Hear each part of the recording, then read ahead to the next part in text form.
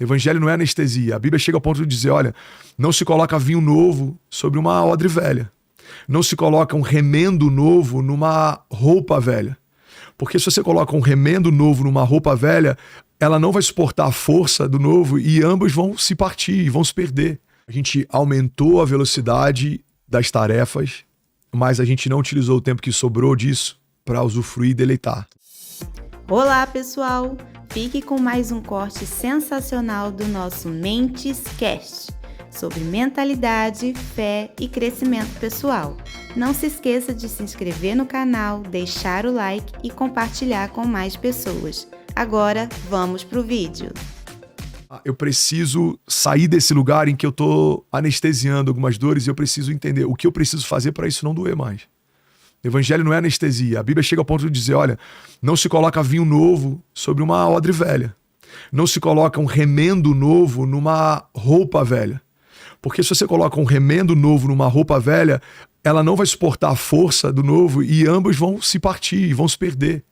Então o que eu preciso fazer em 2025? Não dá para eu colocar meia dúzia de novos princípios, mas tá no mesmo ambiente, fazendo as mesmas coisas, tendo talvez os mesmos desejos. Tapando só com a peneira. Cara, você tá se iludindo, isso é anestesia. O problema da anestesia é que ela desativa talvez a tua percepção de dor, mas ela não cessa a dor. É. A fonte da dor tá ali. A fonte da frustração tá ali. A fonte do medo tá ali. Então o que a gente precisa fazer? A gente precisa identificar as são meus gigantes, como eles têm acesso, para eu entender como que eu consigo vencê-los. A gente enfrenta todos os dias, nada mais é do que um campo de batalha. A Joyce Meyer, que é uma pregadora, uma pastora americana, fala muito sobre o campo de batalha da mente. A gente tem um campo de batalha espiritual. Para quem acredita nas questões espirituais, você está o tempo inteiro sendo bombardeado.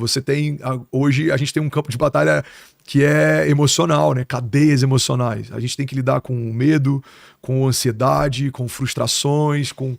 Então, o que eu preciso fazer? Você precisa mapear. O que gera dor em mim? O que me ofende? O que me frustra? O que gera desânimo? O que rouba a minha alegria? Primeira coisa é você mapear, você discernir. Para então você entender o que fere quem te fere. Cara, se o desânimo sempre acontece quando eu tô nesse ambiente, o que eu preciso fazer? Eu preciso sair desse lugar. E Vilela, a gente tá tão no modo automático que às vezes a gente não percebe coisas muito simples. Se você começar a ficar mais sensível, você vai perceber que tem um ambiente, ou um tipo de conversa, ou um tipo de relacionamento que você sempre sai pior do que quando você chega. Mas você vai perceber que o oposto também. Cara, toda vez que eu converso com aquele cara, eu saio melhor. Toda vez que eu vou nesse lugar, eu volto melhor. Toda vez que eu faço isso daqui, eu me sinto melhor. E aí você começa a mapear, porque é muito simples. Eu preciso ter menos no meu dia a dia daquilo que me faz mal, e eu preciso ter mais no meu dia a dia daquilo que me faz bem. Parece simples, né? Pois é simples. Não é simples fazer isso, mas... A teoria é simples. Mas é básico. O que te faz bem se alimenta mais disso. O que te faz mal se alimenta cada vez menos disso. O que rouba da gente essa percepção? É o modo automático. O modo automático, por exemplo, faz a gente dirigir e, claro, eu nunca faço isso, você nunca faz isso, mas talvez alguém que está assistindo, em algum momento você já deve ter aberto o teu WhatsApp enquanto dirigia, né? Talvez tenha acontecido em algum momento, não sei.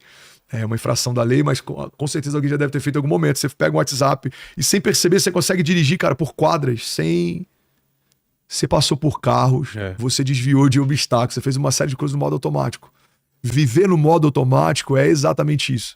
Você não percebe a alegria do que está acontecendo e você vai negligenciando também alguns dissabores, alguns problemas. Por quê? Porque você está correndo, cara. Você está correndo. E às vezes a gente está tão rápido que a gente não percebe que tem coisas que estão roubando a nossa alegria, tem coisas que estão roubando o nosso tempo, tem coisas que estão roubando a nossa santidade, tem coisas que estão roubando o nosso propósito e a gente não percebe. O ano, todo mundo fala, pô, já é dezembro? Já que tá acabando o ano, tem essa sensação cada vez maior, né? De que o tempo tá passando mais rápido. Sabe o que tá acontecendo, Vilela? Além da questão de ser uma promessa na palavra, né, de que o tempo seria remido, a gente aumentou a velocidade das tarefas, mas a gente não utilizou o tempo que sobrou disso para usufruir e deleitar. A gente utilizou o tempo que sobrou disso para empilhar mais tarefas. Então vou dar um exemplo. Antigamente você ligava para alguém num telefone fixo. Fulano tá aí? Acabou de sair. Ah, então pede para ele me retornar quando ele voltar. Beleza. Você esperava 4 horas esse cara voltar para aquele lugar. Ele, não, você me ligou.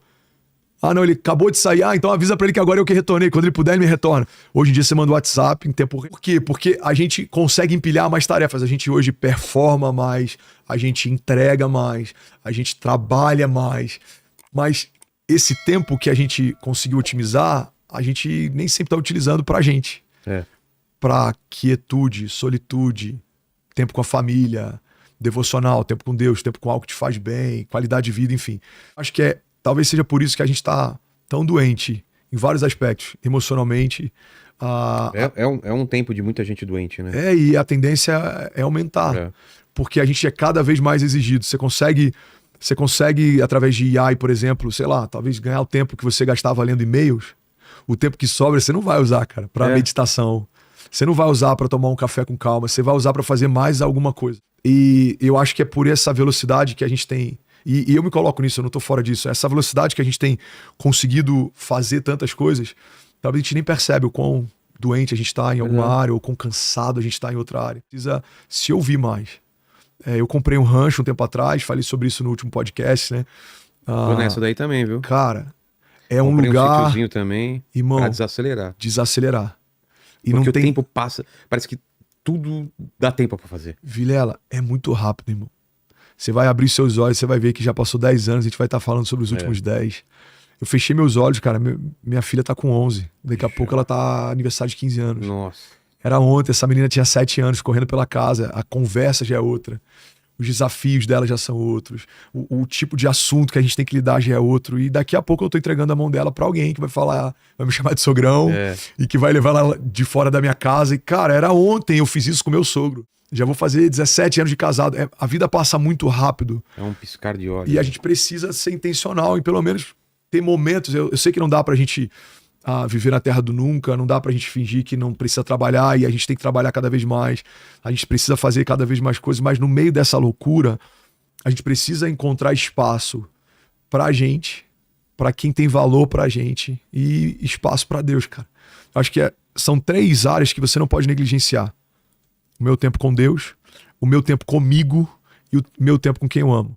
Então, por exemplo, o meu day off, segunda-feira, é muito comum eu ir assim que eu acordo pro rancho. Você prega manhã, tarde e noite, aí segunda é o que você Atendo, descansa. aí depois a gente janta, conversa, derrama, aconselha. Não é incomum eu sair da igreja às vezes 3 da manhã no domingo.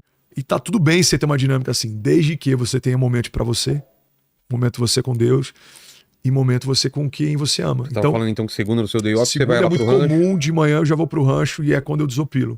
Então, cara, eu gosto de andar no meio do mato, eu peço uma marmita, eu como no meio da trilha.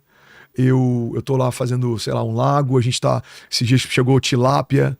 É algo bobo, cara. Mas pegar uma tilápia, colocar na água, você vê como é... Pisar no chão. Cara, pisar no chão. Ontem eu tava numa reunião, a gente começou de manhã e terminou acho que 2 da manhã. Eu tava dando choque, literalmente. Então, do nada encostava... E aí o pessoal falou, pastorzão, tá precisando do rancho, hein, cara? Você tem que pisar na grama, tem que botar terra, porque... E é importante... Porque na eletricidade tem que colocar um cabo que liga no chão, fio terra. Por que a gente não... Por que a gente não? Pra descarregar tudo no chão, né? É isso. Aí eu saio desse lugar de tempo comigo, eu preciso ter tempo com quem eu amo. Porque às vezes a gente não consegue dar o melhor pra quem a gente ama, porque a gente não tá conseguindo dar o melhor nem pra gente. Você tem que estar bem com você pra estar bem com os outros. Então eu desenvolvi rituais, cara, que são bobos e simples, mas me fazem bem.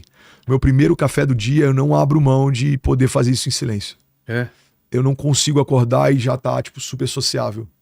Porque o meu dia inteiro eu vou ter que ser esse cara. Aí você se... Cara, eu passo o primeiro café, eu sento na poltrona e eu olho pro nada e eu penso em nada. É como se o meu sistema estivesse dando um reboot ali.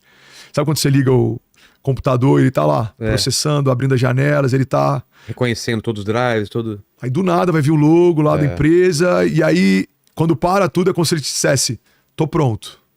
E aí ele vai performar bem. Agora, pega o seu computador e você nunca desliga. Pega o laptop, você só fecha. Cara, a memória tá super ocupada porque você não fechou as janelas. Ele não faz o reboot, ele não... Eu acho que às vezes a gente tá assim, sabe? Você não consegue fechar entre uma janela de um dia e de outro. Você tem um tempo pra você processar. E aí eu saio de casa e eu tô pronto pra vencer os gigantes, enfrentar as tempestades e... Enfim, tomar porrada. Porque todo dia tem alguém que se levanta, seja uma fala, uma pessoa, seja um desafio, seja um problema, seja uma decisão que você tem que tomar.